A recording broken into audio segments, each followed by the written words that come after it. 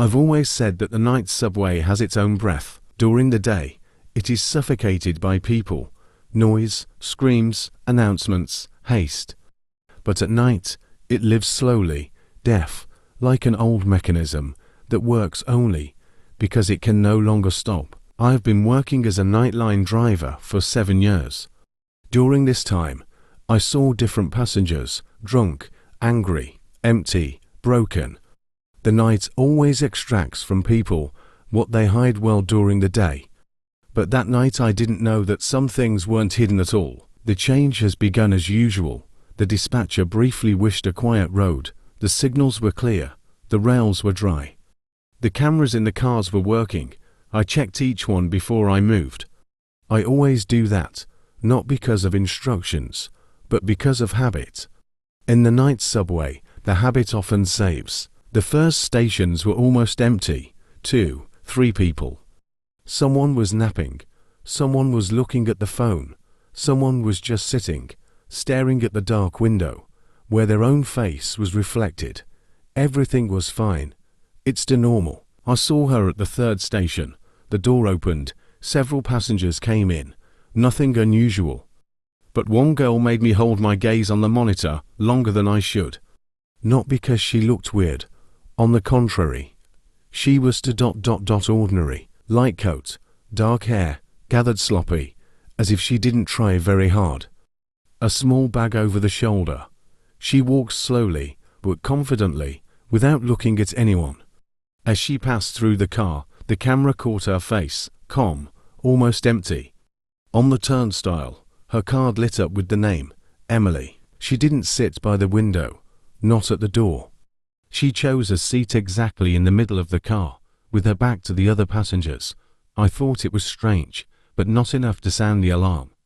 People sit down as they want, especially at night. The train started. Station after station, the night stretched. The passengers were leaving. New ones came in. I automatically noticed their movements, sounds, gestures. It's part of the job. You look, but you don't look. You see, but you don't interfere. Emily stayed. She didn't move. I didn't change my pose.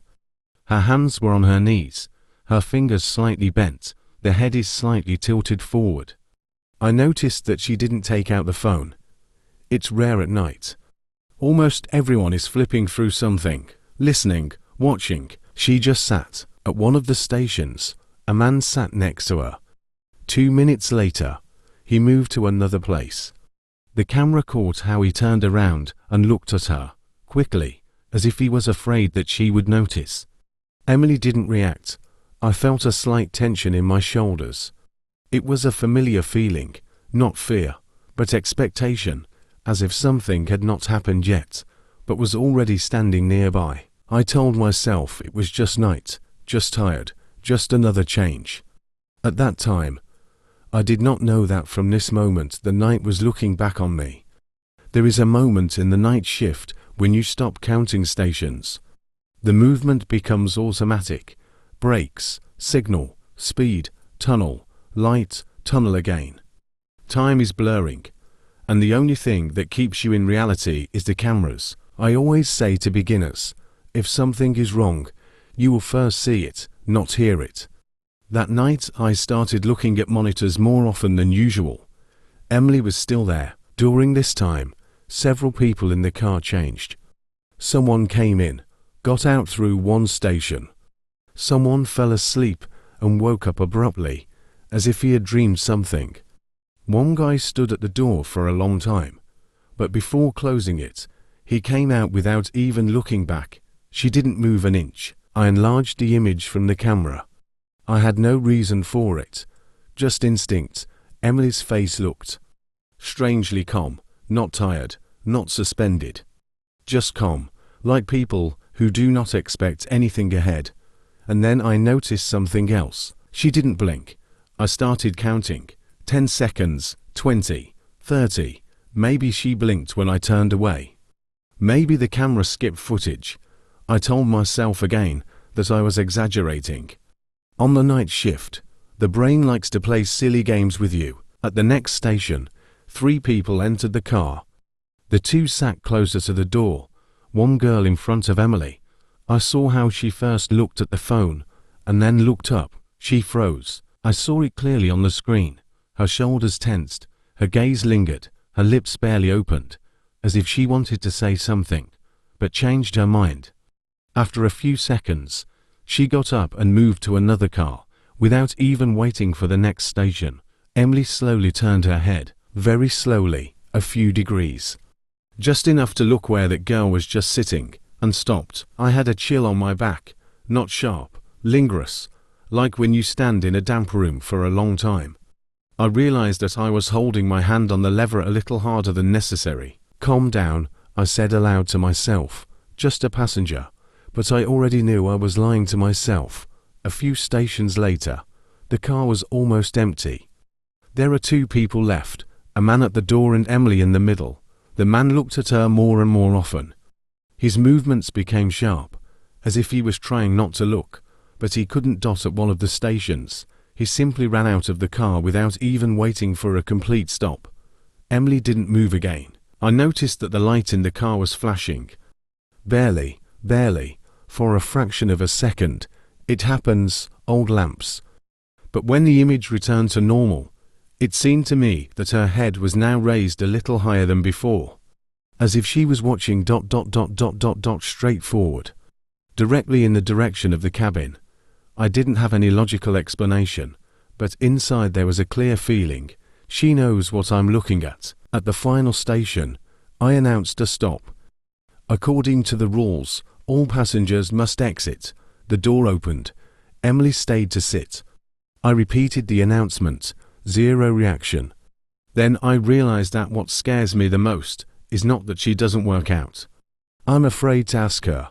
The final station at night is a special place. During the day she is alive, voices, footsteps, commotion, the smell of coffee and metal.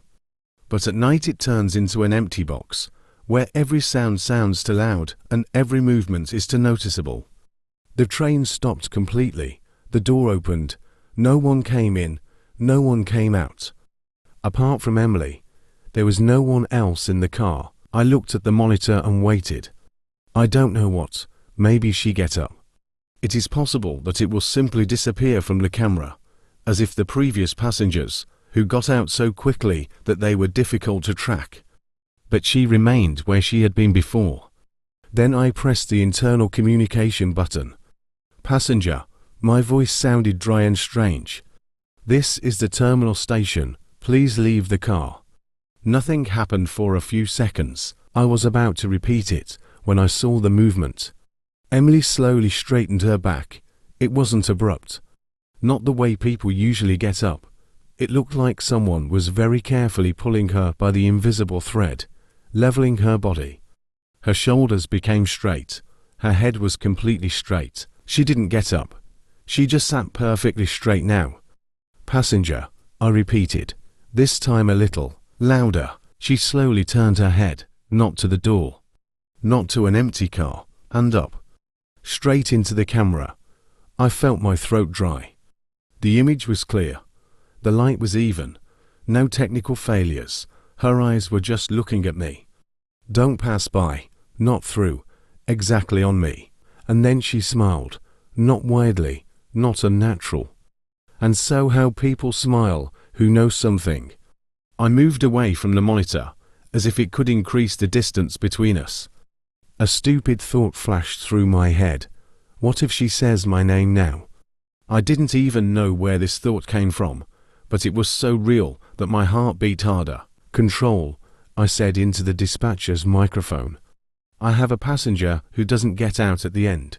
The answer came almost immediately. Accepted. Check the cameras. If it doesn't respond, wait for the security service. I looked at the monitor again. Emily was no longer looking at the camera. She looked to the side, to the place near the door where the driver usually stands when he enters the car, as if she knew where I would be. It was the first real feeling of fear that night, not tension, not anxiety. Namely, fear is pure, cold, without explanation. I opened the cabin door. The air in the tunnel was heavy and cold. The footsteps echoed off the platform. even though I walked slowly. I told myself that it was part of the job. I've done it dozens of times. That in front of me is an ordinary girl who just thought or fell asleep with her eyes open. But with each step to the car, I understood I don't want to be in the same space with her. I stopped at the door of the car. "Miss," I said without going inside. "You need to get out. The train is closing." Emily slowly turned her head towards me. At close, her face looked empty. Not dead. Not sick, just empty, like a blank sheet, on which nothing has been written yet. "I'm not here," she said quietly. The voice was normal, young, calm. "Excuse me." I took a step back, not noticing it myself. "I'm not here," she repeated. "I'm just leaving the final station," I said. "The train doesn't go any further." She tilted her head to the side. "It's going," Emily replied. "Just not where you think." At that moment, something clicked in the tunnel.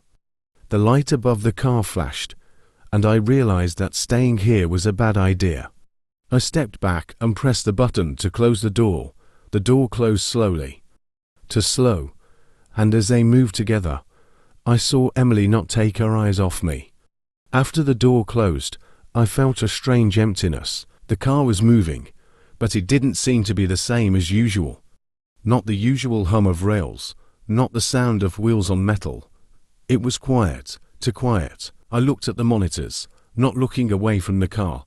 Emily sat the same way, in the middle, with his back straight, his hands on his knees, his gaze unchanged.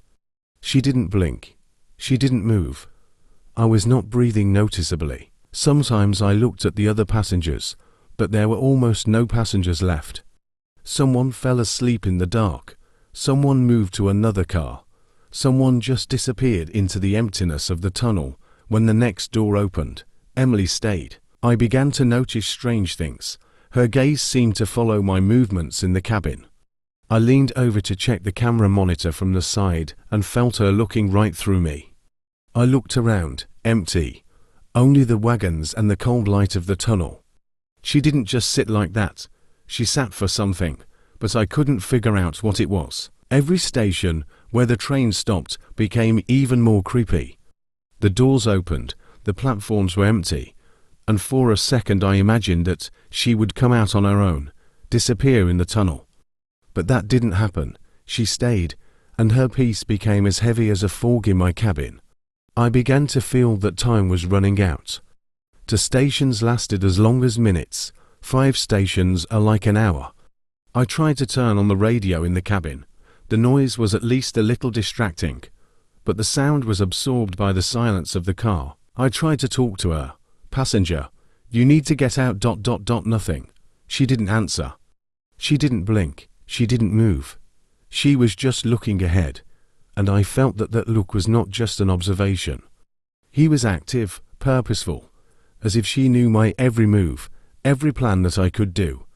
My heart began to beat faster, not from physical work or danger on the rails. From Emily, I knew it wasn't an ordinary passenger. This is something else. Something that I can't explain, but what's behind me in the car, and at the same time beyond physics.